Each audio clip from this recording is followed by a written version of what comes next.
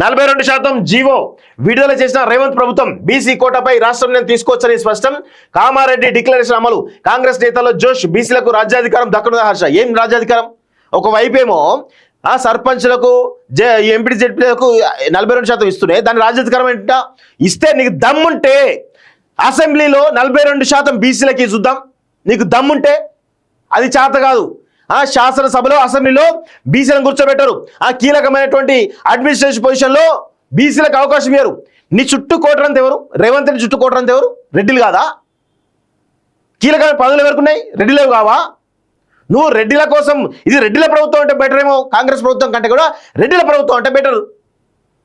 మీరు 42% ఇచ్చేసి ఊడితే ముక్కు తుమ్మితే ఊడిపోయే జీవన్ తెచ్చి మేము మొత్తం బీసీ రాజ్యాధికారం అంటే మాట్లాడితే ఎట్లా? సిగ్గుండాలి కొంచెమేనా?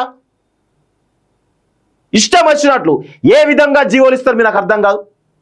ఒక బీసీలకు ఒకవైపు బీసీలకు ఇస్తున్నాం అన్నప్పటికీ మిగతా ఎమ్మెల్సీలో అవకాశం ఇచ్చిరా, ఎమ్మెల్యేలో అవకాశం ఇచ్చిరా, కార్పొరేషన్ చైర్మన్లో అవకాశం ఇచ్చిరా?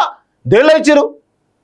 అంతా ఒక మభ్య పెట్టేటువంటి దుర్మార్గమైనటువంటి ప్రయత్నం చేస్తా ఉన్నాడు రేవంత్ రెడ్డి తప్ప ఏది లేదనే విషయం గుర్తుపెట్టుకోవాలి. ప్రజలు ఖచ్చితంగా తిరగబడతారు. బీసీ సమాజమా, గుర్తుపెట్టుకోండి, రేవంత్ రెడ్డి చేసేటువంటి మభ్య పెట్టేటువంటి విషయాలు ఏవైతే ఉన్నాయో వాటిని జాగ్రత్తతో గమనించి స్థానిక సంస్థల ఎన్నికల్లో ఓట్లేయాలి.